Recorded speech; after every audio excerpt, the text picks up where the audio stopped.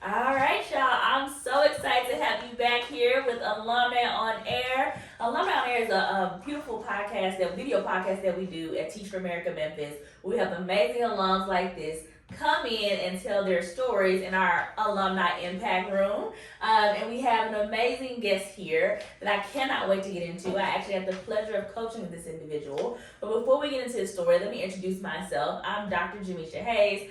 I am a 2011 Teach for America Memphis core member, alum, and native Memphian, and I am the managing director of alumni for Teach for America Memphis. And I am so excited to do this work. I'm so excited to hear the stories of alums and help them continue to live one day out and get us ready so where we can have more people, more kids, more communities living into that one day, providing all kids excellent education. I'm so excited to keep doing that work. And I would be remiss if I didn't shout out and love to James Larkin, who's our director of alumni and communications. He helps me get all of this stuff done, and I really appreciate you, James. Thank you so much.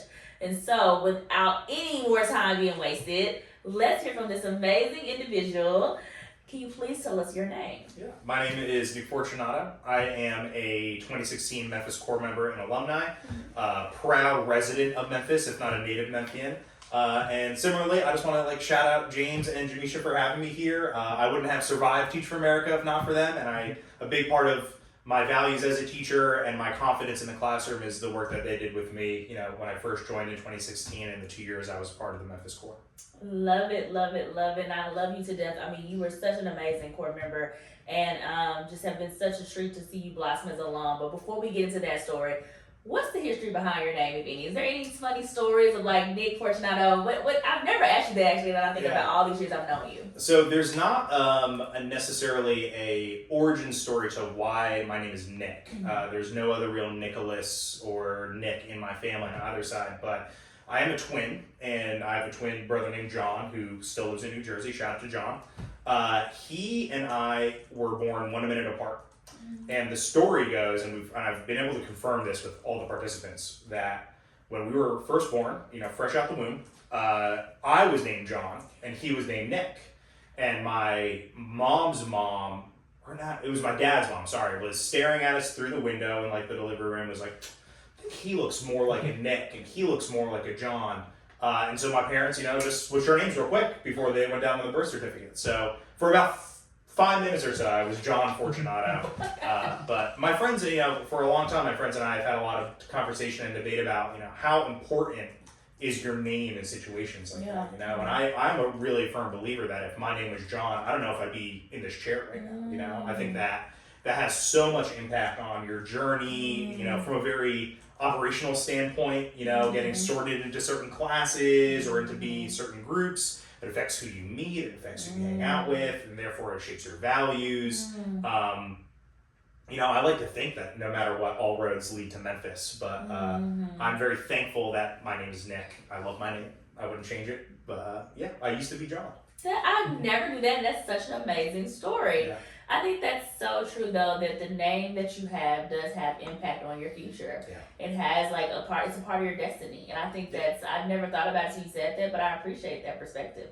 Speaking of destiny, though, so how do we get to Teach for America? How did you know to apply? Take us back in time. Yeah. How do we get to apply for the core? It was never the plan, or it was never the vision. One of my near dear friends, Erin Magliozzi, who is 2016 alumni, still in the classroom, shout out to Memphis Rise Academy. She knew, and this is something I really admire about her, is she knew from early on in college that this was kind of the path that she wanted. And I very much did not have that experience. I had visions and dreams of law school and public service and other things. And I was lucky enough to have a philosophy class with a retired lawyer as the teacher, who I was able to she took me under her wing a little bit, especially for the 2 semesters that I took her courses. And she, for one reason or another, kind of was like, maybe being a lawyer is not the right path for you. I kind of said, there are other things that would be more worth your time, or, would help you get to the outcomes that you want in some ways.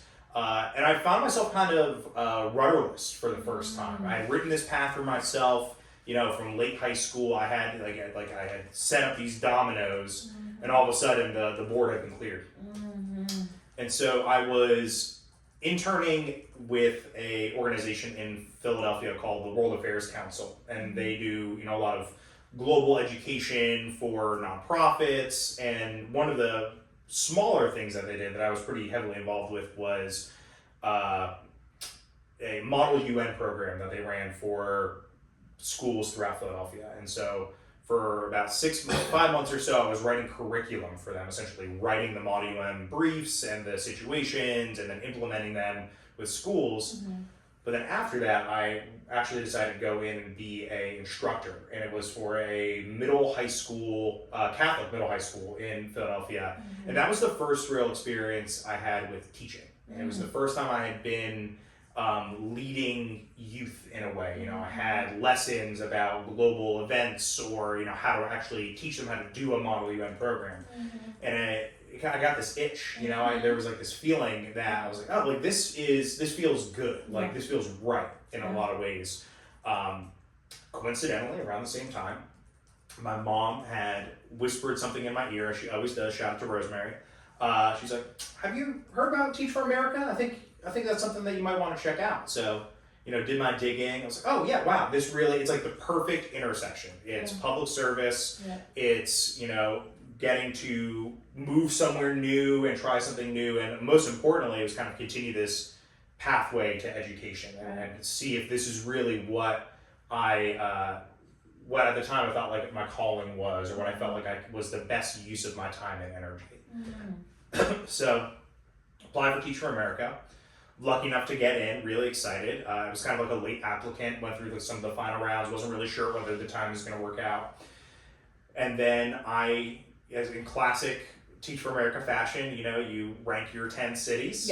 And they say, please put a high priority region in your top 5. And I was like, okay, Memphis, that's a high priority region. What do I know about Memphis? Okay, barbecue, Elvis, civil rights movement. But never in a million years did I think that they would actually put me in Memphis. My college girlfriend was moving to Seattle, so that was spot number 1. All my friends were staying in Philly, so that was spot number 2. And then, Memphis was there on the list. And then pretty quickly they turned around and said, you're going to Memphis. So 9 years later, here I am.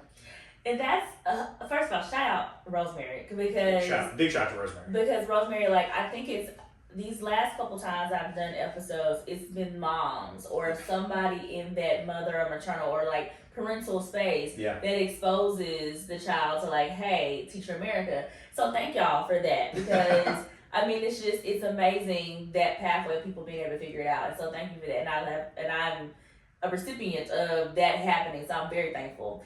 And the next thing I would always say is, yes, I had this similar situation where I put Memphis on there because, let me put Memphis on. But I didn't think I would be going to Memphis when I put that on the list. And when I got the email, I was like, wait, I'm in Memphis? What? What? Okay. Even though I'm from Memphis, I just thought that I was going to be somewhere different. And so that's so interesting that a lot of people have similar stories with that experience. So you did the POR, so you got the email to join the POR, and then you moved here. Tell me about the experience. It was a wonderful experience. I'll start with that. I actually kind of infamously amongst our group of friends arrived a day late for Teach for America, and so everyone had moved into the dorm. Everyone met everyone. And then, the next morning to go to, the big welcome meeting in the auditorium.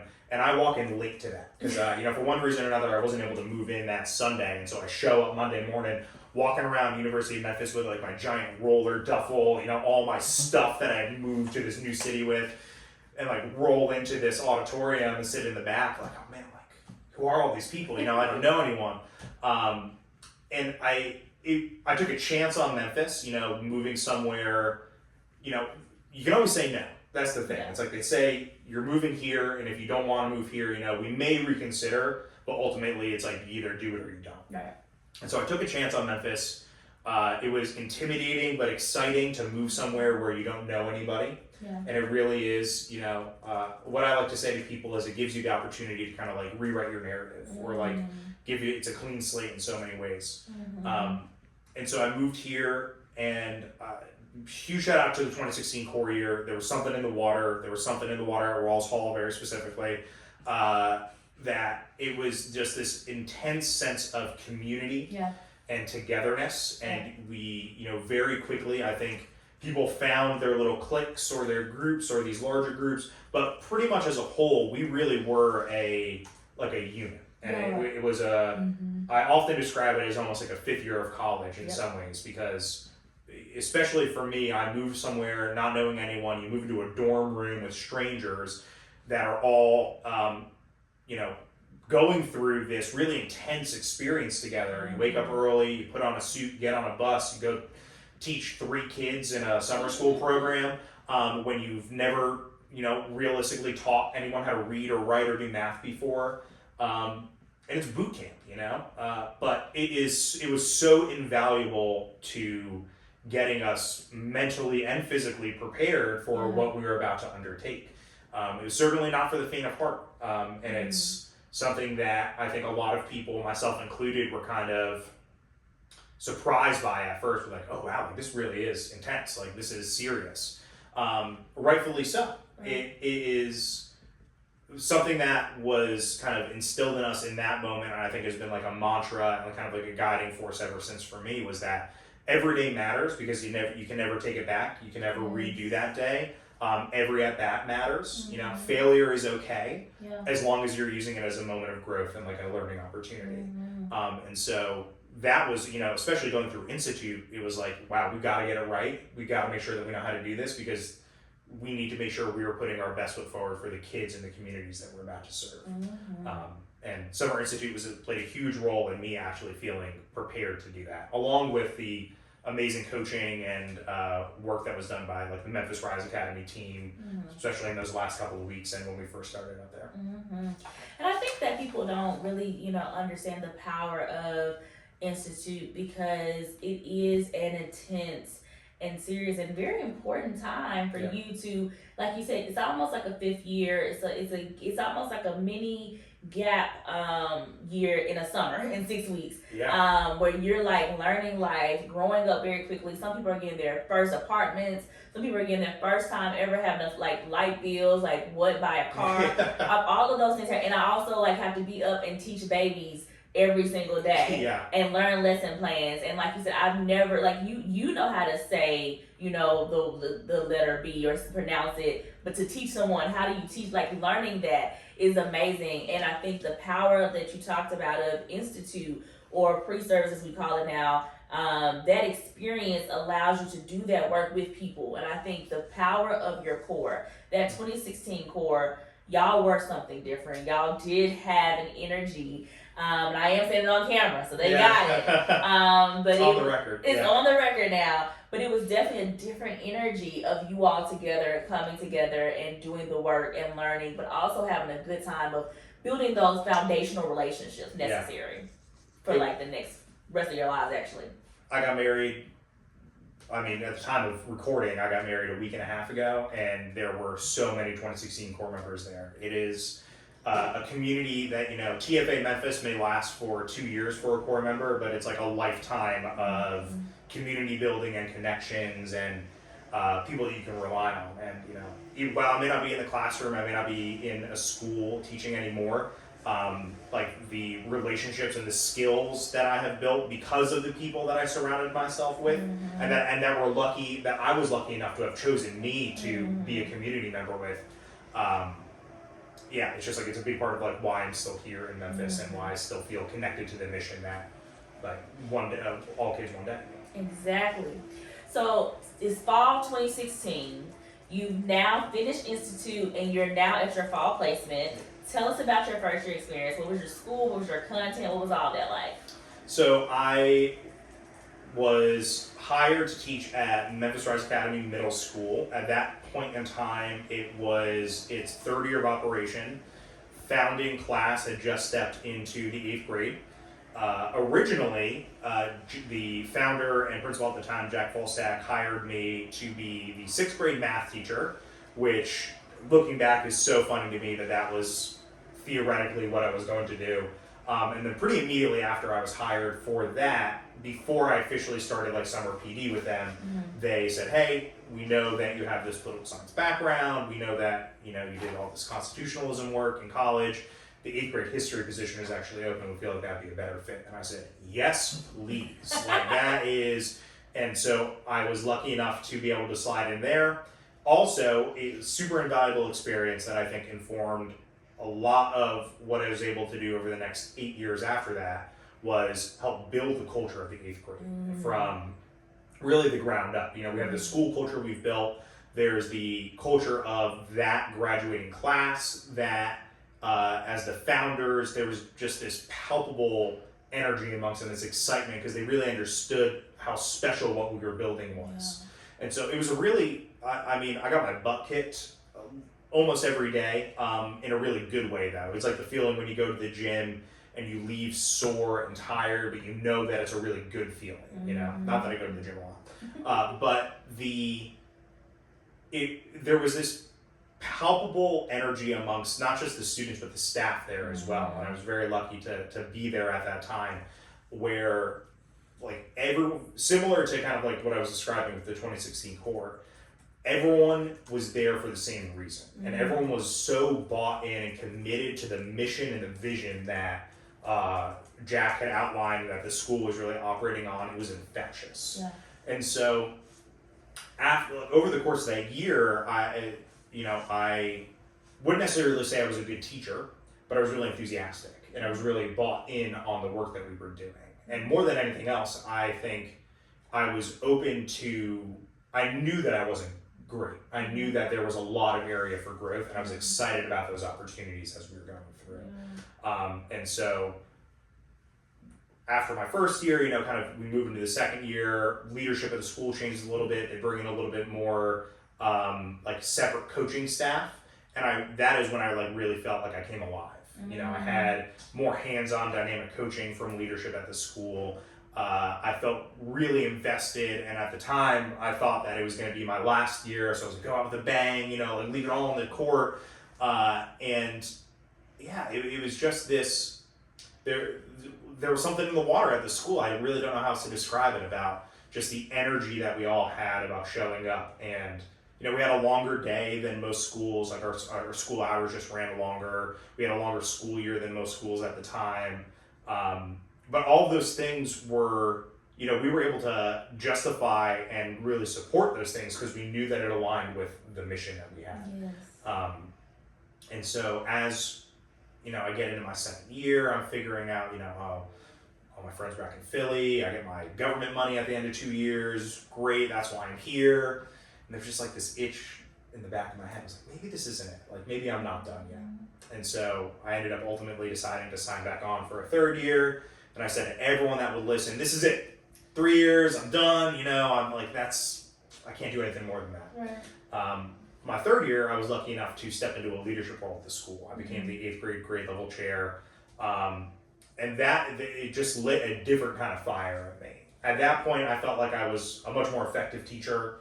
I felt like, I was able to actually scaffold lessons, input, hold students accountable in the classroom in a really holistic way, in a positive way, implement IEPs and 504s with fidelity. Looking back on my first year, it's crazy, but I felt like I was, able to really do the work that I had felt like I'd been called there to do a little bit. And then stepping into the leadership role, helping continue to shape and craft and direct the culture of the grade, to help elevate and lift up teachers, some of whom were first year teachers just like I was, and help them feel supported and to feel like they were really bought in and aligned with the mission. And also helping them understand the boundaries, having a life outside of work, and which I think is very easy for a lot of us to kind of sacrifice at times, because we are so bought in on the outcomes and the mission, and we want the best for our kids. And sometimes that means that we pour a little too much out of our cups, and sometimes we don't have enough for ourselves at the end of the day. And trying to teach or help younger teachers understand that two things can be true. You can give a lot, but also save some for yourself as well, so you feel like you are, a real person at the end of the day, outside of the classroom. I think that's so beautiful. Just taking us through those 2 years or almost 3 years, because I think that's something that people miss is that teaching is something that's an ongoing learning process, an ongoing experience of identity development, and leadership development, and just the skill of teaching. I don't care what program you go through, traditional or non-traditional, you're going to have to continue to be adaptable. You have to have agility in order to be successful with your children and in the classroom and in the school and the community. And I think something you just talked about was this idea of learning that two things can be true. Yeah. That is beautiful, because I do think there is an idea and there's philosophy that I have to put it all on the floor. I have to give everything. I have to martyr myself in order to make impact, in order to do something great. And sometimes, I know in my experience when I was teaching, I saw people, getting the awards or the, kudos and shout outs for like, they're here at sunup and they're here at sundown. And like, I was just like, and so I modeled that. I was like, I have to do that too then. And then to your point, I never thought about it. I then learned at some point that two things can be true. I can still have raise the impact, but still also be able to go to the gym after work or still be able to do those things. And I love you saying that, because I think people think you can't do it until you actually try it on. And it's like, yeah, I can do that. And it actually helps me to be better for my kids. Yeah. And better for the community. And it's easy to fall into that routine too, especially when you feel like you see the outcomes that you want when you're leaving it off and on the court. And that doesn't mean that you can't get the same outcomes or you can't have the same impact while also creating and leaving space for yourself as well. Because I found that I was ultimately a better teacher, a better leader, a better person when I was able to leave the grade book at the door at the end of the day. When I was able to go home and have a meal with my roommates and like take a brain break, like we say to the kids. And yeah, I mean, like teaching is and working in a school is, one of those jobs where you always take the work home with you in some way, shape, or form. Right. Whether it be grading, whether it be lesson prep, whether it be the emotional toll that a day or a situation had on you, bring that home with you. Yeah. And that's okay. Yeah. But also, like, you need to make sure you're taking care of yourself, because you will be a better teacher when you create space for yourself. And then one of my favorite parts about being a teacher was then sharing that with your kids and with your community.